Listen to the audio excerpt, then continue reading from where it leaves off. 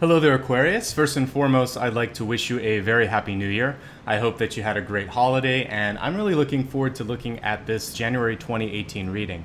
So let's not waste any additional time here. Let's get straight into the channeled information. As I was selecting a deck of cards and then tuning into the energy of your sign, one very clear message came through, and that was that what's important for you to balance this month is your resources. And in particular, it's about budgeting your resources. And sometimes people think of resources immediately meaning your money. This is not just about money. This is about time, energy, your emotional compassion that you sort of extend to other people, so the empathy. And so what your challenge will be this month is when and if you decide to spend on other people. And again, spending time, energy, and money. For me, since I work with cards so much, the tarot card that I would sign with this message is like the Six of Pentacles or the Six of Coins, because it shows that you have more than enough as long as you make decisions that are wise and decisions that honor your own needs and requirements as well. So we'll see what the cards have to say, but that's one message that came through loud and clear. So for those of you that are brand new, I'd like to say welcome and give you a quick rundown on how I organize this. I start off with channeled information, then I pull a Celtic Cross, and then I expand the forecast to include health, wealth, love, and destiny. So let's go ahead and shuffle the cards now and see what messages want to come through. I like to stay quiet in this point just so that I can observe the cards with you and get a feel for the energy. So let's see what kind of messages are coming through the cards today.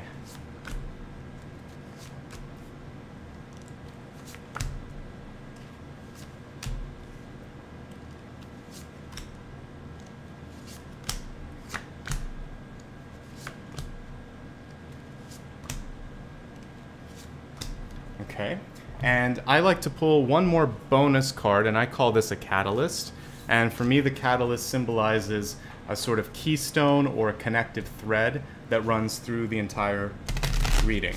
And so let's see what that connective thread is for you. Okay, we've got the unicorn card, which is, for me, symbolic of the idea that the act of believing is in and of itself magic. And so if you believe that you can do something, if you believe that I'm going to be able to take care of myself, I'm going to find the job that I need, the money situation is going to work out, that's the first step in opening up energy and opening up positive opportunities for you. Now, of course, you're going to have to follow up on the belief with action, but if you don't believe in yourself and if you don't believe in the ability for things to happen in a positive way, then you've sort of already defeated yourself. So the card was reversed, which tells me I want you to start to believe that you can make things work this month. That if things are difficult with money or with time or with your energy, that you're going to start to turn it around. It may not happen overnight, but the unicorn card is saying believe in yourself. There's a cosmic hand at work here that's going to help you out in January. All you have to do is continue to work hard, to believe in yourself, and to meet it halfway. But if you decide that you are doomed or that things can't work out, then you're using that disbelief, and then it takes on the same power as belief would. Okay? Now let's look at all of the cards and their meanings. So I'm going to turn the camera down for a minute. It's interesting that I mentioned the Six of Pentacles. We've got it right here in the environment card. And it's also interesting that we have the Chariot card in reverse in the center. This is really speaking to the need to bring balance or control to something. And when we look at the environment, I think that definitely does speak to managing your resources. Now, right on top of the Chariot card, we do have the Lovers. And the Lovers, for some of you, could indicate your most intimate relationship could be slightly out of balance, or someone in your life that you care about quite a bit could be having a difficult time. And so part of what you want to do is try to bring some levity or bring some balance to them. And when we see your crowning card, that is the best thing you could do, is bring that sense of joy, of levity, of connectedness to them. The Six of Cups is often associated with children. So it can be a parent and children card, it can be a sibling card, and it can also be a soulmate card. But it's a sense of we are connected, we are almost like it's either blood or soulmate for me when I see this. So if there's someone that you love in your life that needs your help, you can bring them a sense of optimism, of believing in them, of supporting them, and that's really the best gift, and just listening. But remember, you have limits, and so it's okay to sort of put some very healthy separation between you and them, or sometimes say, I'll call you back tomorrow, or I love you, I'm thinking about you, let's chat later tonight, I need to run some errands. You can always put your own needs first and then listen to them, because as a caretaker and as a caregiver, and that's what you might be doing some of this month, you have to first sort of put all of the energy into you so that you have more than enough to give. And that's what the Six of Pentacles is saying. And that's what I was sensing even before we pulled the card. I had a feeling that that would come through for you.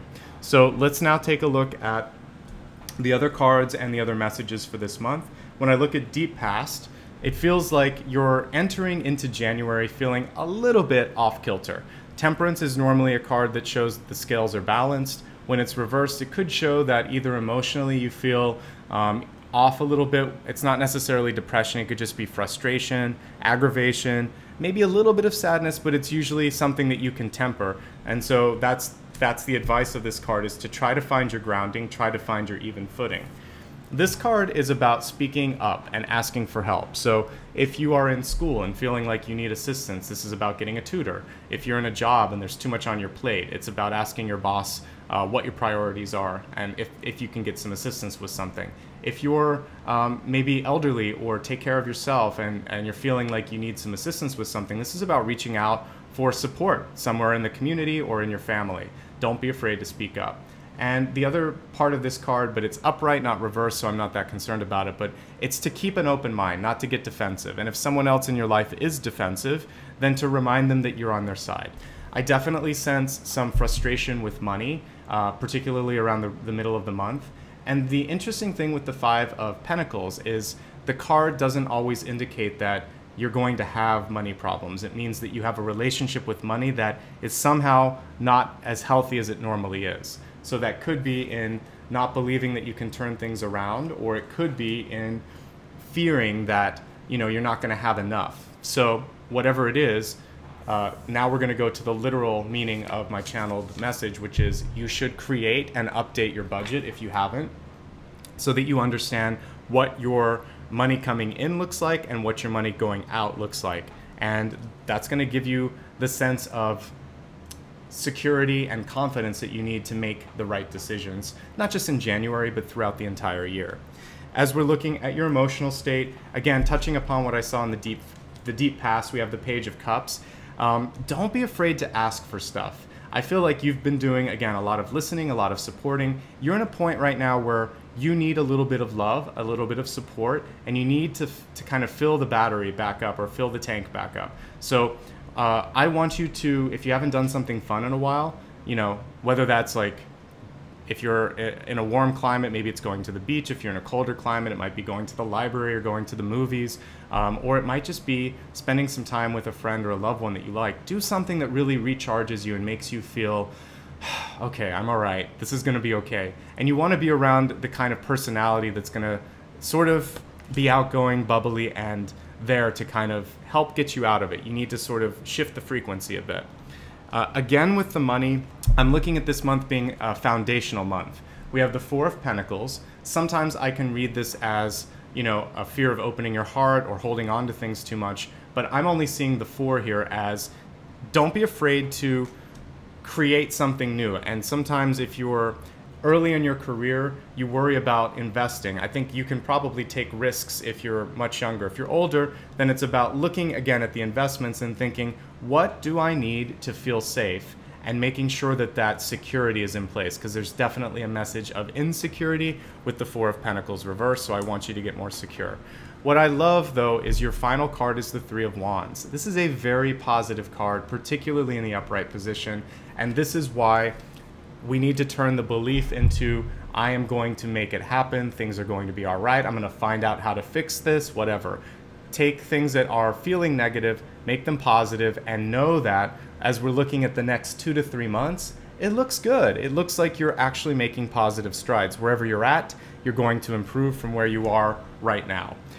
So I like the month overall. I really like the energy, and I love the message, which is you are what you think. So if you think that things aren't going to work, you've already sort of defeated it. If you believe that you can find a way, you're probably going to find a way. Okay? So let's expand your forecast and look at health, wealth, love, and destiny, and see if we can get some additional information. As we focus on your health card, I like to remind everyone that health is an all-inclusive card. It includes your mind, your body, and your spiritual health. And so let's see what the cards have to say in regards to that. Let's look at this card. So Archangel Raphael is the angel of healing, of helping, and so this also speaks to the Seven of Wands, which I saw here, which is, don't be afraid to take something off your plate, ask for assistance. It's going to help your overall mental and physical health. And I do believe in meditation and working with the archangels. So in your meditation practice, call on Archangel Raphael. It's a very gentle angel. And it's really great as you go into maybe even a violet flame meditation, something that I've done here before. And you can search my archives for that. And you could use both Saint Germain and Archangel Raphael for that. The other thing with this is it's also speaking to not being afraid to talk to a doctor, a daughter, a son, a loved one, if there's something that's worrying you, either mentally or, like you're just afraid of something or you're feeling something's wrong in your body. Definitely want to get that stuff checked out. And that's a card of medicine and healing. So take care of yourself. Now let's look at money. I call this the wealth card, but the wealth card comes not only from your physical wealth, your money, your coins or credit cards, but this also comes from your relationship and your feelings towards it. So let me shuffle the deck and see what your message is about you plus money. And for wealth, we have the Inquirer. And this is really about not being afraid to ask tough questions. And for some of you, this could be about finding a new accountant, finding a new mentor to answer your questions about how you should invest or what makes sense from a money point of view. The card was reversed, so there's a little bit of fear or anxiety, so just don't be afraid. Ask questions, do research, and that should put you in a much better place. Let's now take a look at your love card. Love is about all your relationships, not just your romantic ones. It can be about friendships and about your family relationships, but let's just let the card speak to that. And we have what I consider a harmony card. This has to do with the relationship between you and your children or you and your parents. So there could be some unresolved issues. You might have remembered some things from the past. You might want to improve things a little bit. You could also take a look at how the relationship, even if they're no longer living, how the relationship with them has affected other things, and maybe how you could create new templates for what that means in your life. So if you never knew your parents too, you could seek out a mentor in your life that could help you feel supported, help you feel like you're on your path. Or you could just be that for yourself. You could be self-sufficient. In your friendships though, because this can also be about love, this is about trying to find the similarities, because the card was reversed, and that's showing that sometimes there's a discordant feeling with you and the ones you love. So try to focus on, I talked to another sign about this, but the Venn diagram, looking at where the similarities are rather than focusing on the negatives. So affirmative, positive feedback, saying thank you, saying I love you, and trying to find a place of balance and similarity. All right, now let's take a look at your GPS card. I call this Destiny. And with the Destiny card, you can decide if you like the direction in which you're headed or if you want to make some sort of a course correction. And so I have a very curious card here. This is the Dead Tree. And for me, especially since in North America we're in a winter sort of season right now, this makes a lot of sense. This is basically encouraging you to take a look at all parts of your life, friendships, activities, jobs, investments, and take a look and see what is still growing, what feels good, and what is sort of going stagnant. There are seasons to our life and seasons to the relationships in our life. This is showing perhaps a season of stagnation or hibernation, and in some cases an end, because there's even sort of a symbolic, we've got some bones here. So for me, this is a transformation card. Now, the thing that I also see with this is, because it's a season, we don't always know. Sometimes things look like they're dead and they come back. So it could be a chance for second chances with some people in your life. You might kind of give them an ultimatum and say, I'm ready to try something different, but this is your last shot. For other people in your life, this could just be a matter of, I can't work with that kind of energy anymore. I need to move on to something else. For activities, the same thing happens. Sometimes we wonder why we're still doing the same thing day in and day out when it no longer fulfills us. It no longer feeds our soul. So I want you to look around and don't be afraid to sort of clear things out, clear out the brush so that new things can grow. Because it's just, I live in Southern California, and as you've probably seen on the news, there's been some crazy fires, and that in and of itself is really sad to see. But there's a beautiful thing that happens 3 or 4 months after the fires have cleared, which is all this new growth starts to appear. And sometimes even certain types of seeds can only germinate in a fire. It's kind of weird how that happens, like the shell can only be burned off from a fire. So life can happen after the destruction or the clearing of other things. And in your life right now, there's a need to let go. Let go of 1 or 2 things, or let go of a person. And in doing so, you will, just like the kind of crazy fires that we've had out here, you'll allow new life and allow new things to take its place. So interesting card, beautiful imagery, and a very powerful message that through sacrifice, through letting go, we allow for new beginnings and a new season of our life to take form and take shape. Let's now review everything, and then we'll wrap up this reading. As I began, I mentioned that your channeled information was all about budgeting, that you would have more than enough if you made decisions that made sense, that honored your needs. And that was supported by a card that I kind of felt was going to come, and it did, which was the 6 of Pentacles. Again, you'll notice that usually in this there are scales, and there's a lot of people typically asking for help when you see that card, and the person gives it to the ones that need it the most, or that they can help the most. And that's kind of how you have to look at your time, energy, and just your physical being. You can only be in so many places at once. The center card is showing that you need to find some balance in your relationships. So let me pull the camera down so you can see all the positions here. So balance within your relationships.